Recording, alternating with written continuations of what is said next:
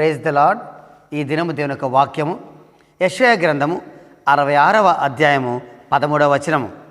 ఒకని తల్లి వానిని ఆదరించినట్లు నేను మిమ్మును ఆదరించెదను.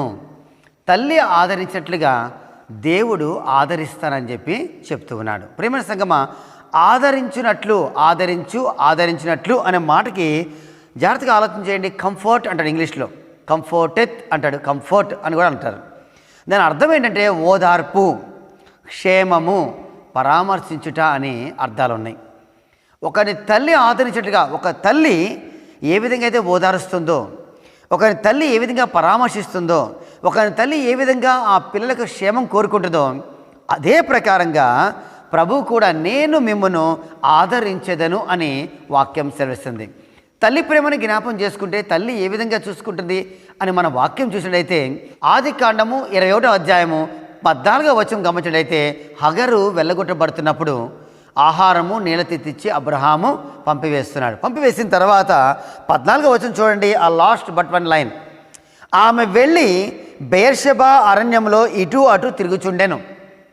ఆ తిత్తిలోని నీళ్లు అయిపోయిన తర్వాత ఆమె ఒక పొద క్రింద ఆ చిన్నవాణ్ణి పడవేసి, ఈ పిల్లవాని చావు నేను చూడలేనని అనుకొని వింటి వేత దూరం వెళ్ళి అతనికి ఎదురుగా కూర్చుండెను. ఆమె ఎదురుగా కూర్చుండి ఎలుగెత్తి ఏడ్చెను. తల్లి ప్రేమ చూడండి. ఆ తెచ్చుకున్న భోజనము, ఆ యొక్క నీళ్లు అయిపోయిన తర్వాత ఆమె అరణ్యంలో అడుగు తిరుగుతూ ఉంది. అయిపోయిన తర్వాత ఒక పొద కింద పిల్లవాడిని పడవేసి వింటి వేద దూరం వెళ్ళి ఆమె ఆడ కూర్చుని చూస్తున్నాం. ఆ తర్వాత ఆమె ఎలుగెత్తి ఏడ్చెను అంటే ఏదో మామూలు కన్నీళ్ళు పెట్టింది అనుకోవచ్చు మనం.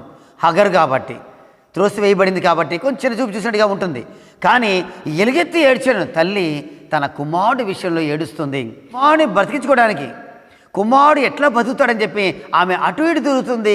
ఆమె ఆ చావు చూడలేని చెప్పి ఆమె పిల్లవాడిని పొద కింద పడేసి వెళ్ళి ఎలుగెత్తి ఏడ్చేట్టుగా చూస్తూ ఉన్నాము. ఆ తర్వాత ఆ ఏడుపు తర్వాత కుమారుడు చిన్నవాడి ఏడుపు కూడా దేవుడు విన్నట్టుగా వాక్యం ఉంది. దేవుడు కార్యం జరిగిస్తూ ఉన్నాడు. ఆ చిన్నవాడు బ్రతికినట్టుగా మనం చూస్తున్నాం. వాళ్ళు క్షేమంగా ఉంటాం మనం చూస్తున్నాం. కాబట్టి ప్రియమైన సంగమా, జాగ్రత్తగా ఆలోచన చేయండి. ఇక్కడ హగరు త్రోసివేయబడింది అని మనము చిన్నచూపు చూసినా, దాసి అని చిన్నచూపు చూసినా కూడా ఆమె ఒక తల్లే. కుమారుడి విషయంలో ఆమె పడిన బాధ, ఆమె కన్నీళ్ళు, ఆమె ఏడుపు జాగ్రత్తగా ఆలోచన చేయండి. కుమారుడిని బ్రతికించుకుంది. అదే రీతిగా జాగ్రత్తగా ఆలోచన చేయండి. అదే ప్రకారంగా లూకాసు వార్తలు చూసినట్టయితే మరి ప్రభు అన్నాడు, తల్లి ఆదరించినట్టుగా నేను ఆదరిస్తాను కదా. ప్రభువుకి సాదృశ్యంగా ఉన్న ఆ ప్రభు గురించిన మాట అక్కడ రాస్తున్నాడు. ఆయన ఏ విధంగా పరామర్శిస్తాడు, ఆయన ఏ విధంగా ఓదారుస్తాడు, ఆయన ఏ విధంగా ఆదరిస్తాడు అనేది వాక్యం సెలవిస్తుంది. చూడండి, లూకాసు వార్త 10వ అధ్యాయం చూసినట్లయితే ఒక వ్యక్తి, ఒక మనుషుడు యెరూషలేము నుండి యెరికోకి వెళ్తున్నాడు. వెళ్తూ దొంగల చేత చిక్కి కొన ప్రాణంతో ఉన్నట్టుగా చూస్తున్నాం. యాజకుడు వచ్చాడు, అటే వెళ్ళిపోయాడు. లేవీడు వచ్చాడు, అట్లనే వెళ్ళిపోయాడు. కానీ ఒక సమరయుడు వచ్చాడు. ఆ సమరయుడి గురించి వాక్యం ప్రత్యేకంగా సెలవిస్తుంది. ఏంటంటే చూడండి 33వ వచనం. అయితే ఒక సమరయుడు ప్రయాణమైపోవచ్చు, అతడు పడి ఉన్న చోటికి వచ్చి అతను చూసి అతని మీద జాలిపడి దగ్గరకు పోయి నూనెయు ద్రాక్షారసం పోసి అతని గాయములు కట్టి తన వాహనం మీద ఎక్కించి ఒక పూటకూల వాని ఇంటికి తీసుకొని పోయి అతన్ని పరామర్శించాను. మర్నాడు అతడు 2 దేనారములు తీసి ఆ పూటకూల వానికిచ్చి, ఇతని పరామర్శించుము, నీవు ఇంకేమైనా ఖర్చు చేసేలా నేను మరలా వచ్చినప్పుడు అది నీకు తీర్చిదనని అతనితో చెప్పిపోయాను.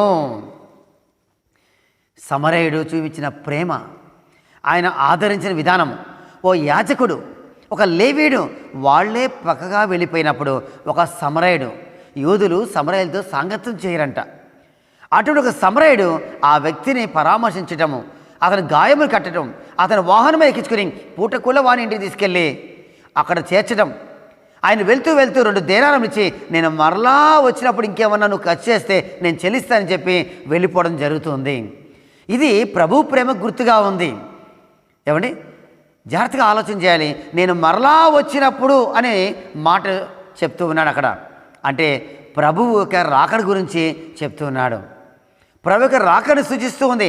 అప్పుడు వచ్చినప్పుడు ఏదైనా సరే చూసుకోవడం. రెండోసారి వచ్చినప్పుడు తల్లి ఆదరించినట్టుగా ఆయన కూడా ఆదరిస్తాడంట.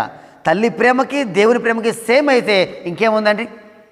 లోకం చెప్పినట్టుగా మదర్స్ లవ్వే గొప్ప అయిపోయేది, కానీ దేవుని ప్రేమ గొప్పది, ఇంకా గొప్పది. నేను మరలా వచ్చినప్పుడు ఇంకేమన్నా నువ్వు ఇస్తే అప్పుడు నేను బాకీ తీరుస్తాను అని మాట్లాడుతూ ఉన్నాడు. అదే రీతిగా యెషయా గ్రంథం 66 అధ్యాయం 13 వచనంలో ఆ లాస్ట్ మాట చూద్దాం. కొనసాగింపుగా చెప్పబడిన మాట ఏమనుందంటే, యెరూషలేములోనే మీరు ఆదరింపబడుదురు. యెరూషలేము అంటే ఇవాళ మనం యెరూషలేం టూర్కి వెళ్తూ ఉన్నాం. వెళ్ళినా కూడా ఒక 2 వారాల తర్వాత వారం తర్వాత మళ్ళీ తిరిగి వచ్చేయాల్సిందే. పర్మనెంట్ సొల్యూషన్ లేదు కదా. యెరూషలేము అంటే నూతన యెరూషలేము గురించి, అంటే అక్కడ ఇచ్చే ఆదరణ గురించి మాట్లాడతాడు, అక్కడ ఆయన సిద్ధపరిచిన వాడి గురించి మాట్లాడుతున్నాడు. ప్రియమైన సంగమా, తల్లి ఆదరించినట్లుగా ఆయన ఆదరిస్తాడంట, ఆయన కాపాడుతాడు, ఆయన ఓదారుస్తాడు, ఆయన కూడా పరామర్శిస్తాడని వాక్యం సెలవిస్తుంది. కానీ తల్లి ప్రేమ కన్నా ప్రభు ప్రేమ ఇంకా గొప్పదిగా వాక్యం సెలవిస్తుంది. ఆ ఆదరణ పర్మనెంట్. ఆ ఆదరణ చూడండి, యెరూషలేములోనే నే అని మాట్లాడుతున్నాడు. అక్కడ మాత్రమే యెరూషలేములోనే ఆదరించబడతారు. అంటే పరలోక రాజ్యము అక్కడ మన కొరకు సిద్ధపరిచిన వాటి గురించి మాట్లాడుతున్నాడు. ఆయన ఈ భూలోకంలో ఆయన మనల్ని ఆదరిస్తాడంట, ఇక ఓదారుస్తాడు, ఇక్కడ చూస్తాడు. కానీ పర్మనెంట్ సొల్యూషను ఆ యొక్క యెరూషలేము, నూతన యెరూషలేము అని చెప్పబడుతున్న ఆ పరలోక రాజ్యంలోనే ఆయన మనకి సిద్ధపరిచాడు. కాబట్టి ఆయన ఆదరించే విధానం శాశ్వతంగా పర్మనెంట్గా ఆయన చేస్తున్నాడు. కాబట్టి అటువంటి దేవుడి అనుగ్రహించే ఆ ఆదరణ, ఆయన అనుగ్రహించే ఆ సంపూర్ణమైన ఆదరణ ఈ ఉదయకాలము దేని యొక్క మాటలు వింటాం మీకు, మీ కుటుంబానికి పరిశుద్ధాత్మ దేవుడు అనుగ్రహించి నడిపించిన గాక. ఆమేన్. ప్రార్థన చేసుకుందాం. సర్వశక్తి మంతురా, కృపగల దేవా, మీకు వందనాలు ఆచరిస్తున్నాను తండ్రి. తల్లి ప్రేమను చూసాం ప్రభా, మీ ప్రేమ కూడా మీరు తెలియపరిచారు వాక్యం ద్వారా. అంతకన్నా ఎక్కువగా యెరూషలేములోనే మీరు ఆదరించబడతారన్నారు. అవును ప్రభా, అక్కడే మాకు పర్మనెంట్, అక్కడే మాకు సంపూర్ణం.